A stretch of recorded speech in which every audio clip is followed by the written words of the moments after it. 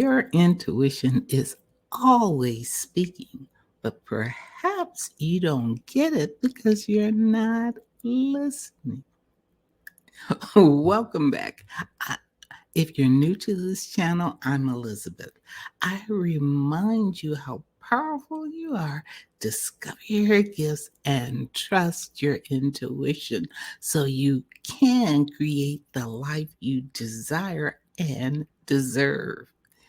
If you aren't listening to your intuition, this might be why.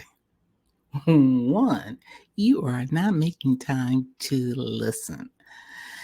I had a client come to me just not too long ago who is a very sensitive and intuitive healer. And she was overwhelmed and drained. And I asked her, well, what was her intuition saying to her about this particular situation that was draining her? And she said, I can't hear it. I can't hear it. It's not answering me at all. And I said, hmm, are you making time to listen?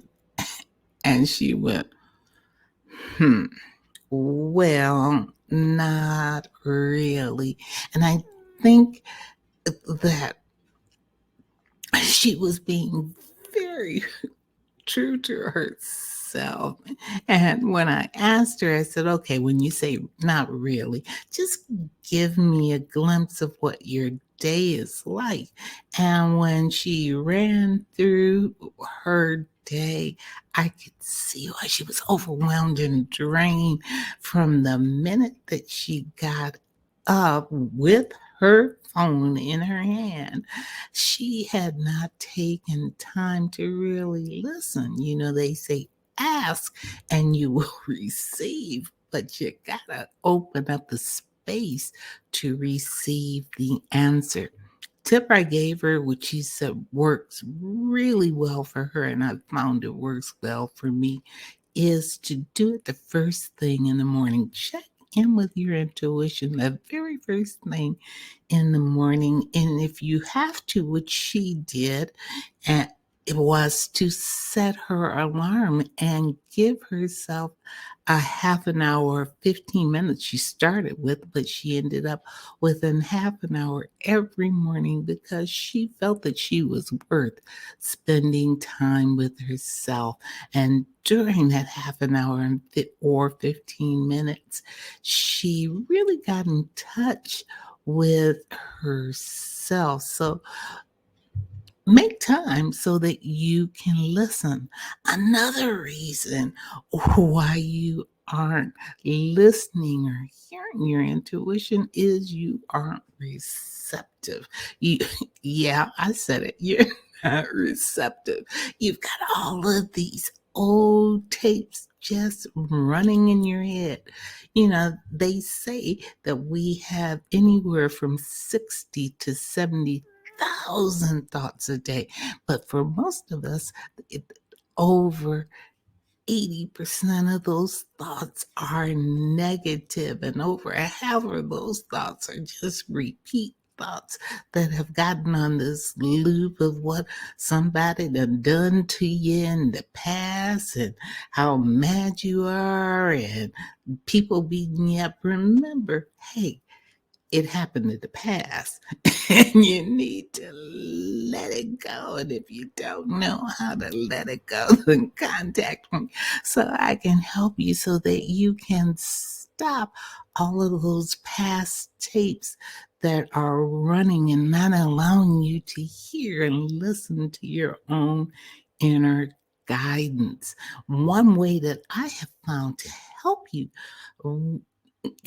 stop those tapes is to get into the present moment, to command your head to come, your mind to into this present moment.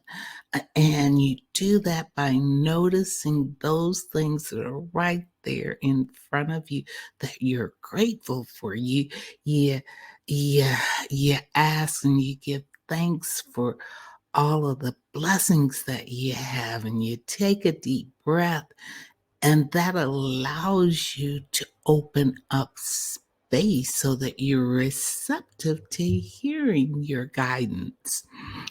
Another way is that I notice is that you don't recognize subtle signs. You know, they say that our intuition is a still small voice. It doesn't come booming down with the lightning bolts and the burning bush. It's a still small voice. So it may be that song that you hear on the radio. It may be those numbers that keep flashing, or that passerby that happens to point you in the right way that we say, oh, it's just a coincidence. No, it's your intuition speaking to you. It's just very subtle, and you have to be present in order to notice those subtle ways that our intuition is bringing us all of the answers that we need. A lot of times we hear our intuition, but we don't pay any attention. We ignore it. I'm sure you have run into those my gut told me, or, or I told you so moments where you know that you've gotten guidance, you heard it, but you ignored it.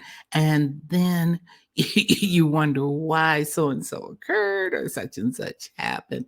One of the things that I've learned to do, even if I don't take action on those particular thoughts that are coming through, what I do is to write it down so that at least I begin to recognize, how's my intuition talking to me? How is it responding to me? And so next time when I get that feeling, that music, that flash, that dream, whatever, I will be more inclined to take action, because one of my favorite tools to spiritual tool to get in touch with my intuition is my journal. Check out this video right here. Anyway, thank you listening